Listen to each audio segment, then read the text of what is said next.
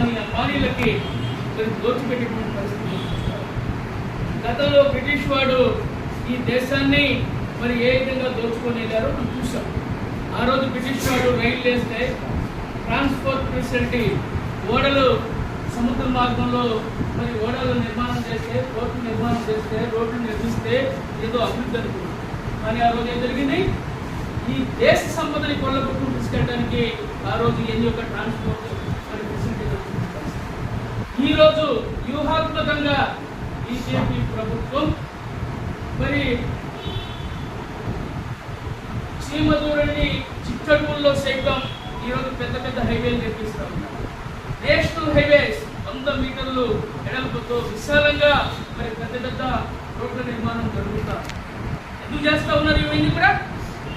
ఈరోజు అభివృద్ధి పేరుతోటి ఆదివాసీ బిడ్డల్ని, ఆదివాసీ సంస్కృతి సంప్రదాయాన్ని, ఆదివాసీల యొక్క మరి వాళ్ళు నిలుచుకున్నటువంటి గూడానికి ఉన్నటువంటి ఖనిజ సంపదని దోచుకొని పోవడానికి బీజేపీ కుయుక్తులు పన్నుతా ఉంది.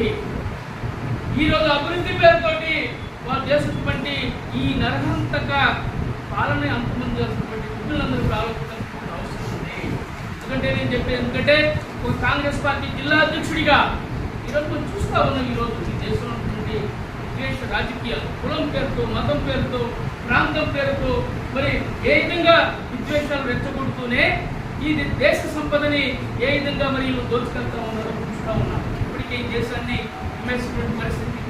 రైల్వేలు, పోర్టులు, మరి ఎల్ఐసి, ఈ విధంగా అన్ని ప్రభుత్వ రంగ సంస్థల్ని మరి విమానాశ్రయాలు అమ్మేసుకుంటూ పక్కన అమ్మేస్తూనే ఈరోజు మనం చూసినట్లయితే మణిపూర్ మారణ హోమం గత 2 సంవత్సరాలు జరుగుతాం. అది 2 జాతుల మధ్య యుద్ధం అంటున్నారు, 2 జాతుల మధ్య వైరం అంటున్నారు. కానీ అక్కడ ఉన్నటువంటి మణిపూర్ ప్రాంతంలో ఉన్నటువంటి కొండ ప్రాంతాల్లో ఉన్నటువంటి గుడలో ఉన్నటువంటి ప్రకృతి సంపదను కోట్లాది రూపాయల ఖనిజ సంపదను దోచుకోవడానికి ఈరోజు బీజేపీ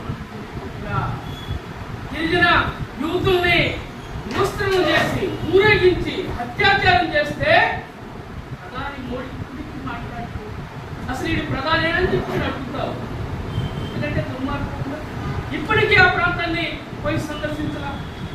ఇప్పటికి కూడా ఆ రాష్ట్ర ముఖ్యమంత్రి కానివ్వండి, ఆ రాష్ట్ర మంత్రులు కానివ్వండి, ఎవరు కూడా మరి వాళ్ళకి సంఘీభావం తెలియనటువంటి దుర్మార్గమైనటువంటి పరిస్థితి. ఇలాంటి వ్యవస్థలో మనం ఉన్నాం.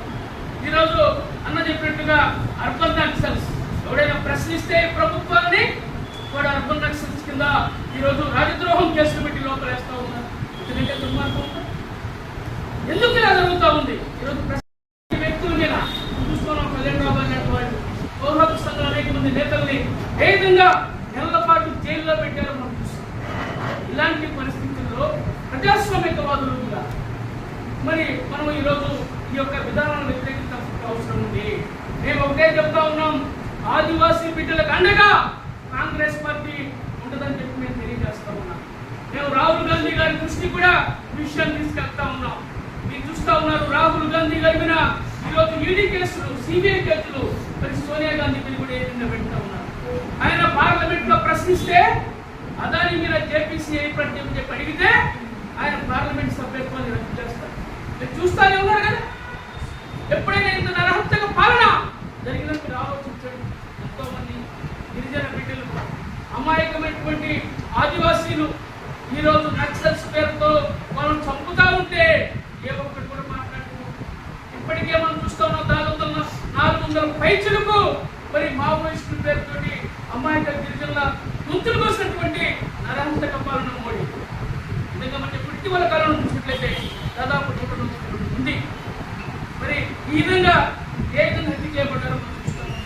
కాబట్టి సోదరులారా, నేను ఒకటే విజ్ఞప్తి చేస్తా ఉన్నా, ఇంత మంచి సమావేశాన్ని పెట్టేందుకు ఆంధ్రులు గారిని ప్రత్యేకంగా అభినందిస్తూ కాంగ్రెస్ పార్టీ తరఫున మీరు ఏ కార్యక్రమం చేపట్టినా మేము బేషరతుగా చెప్తా ఉన్నాం.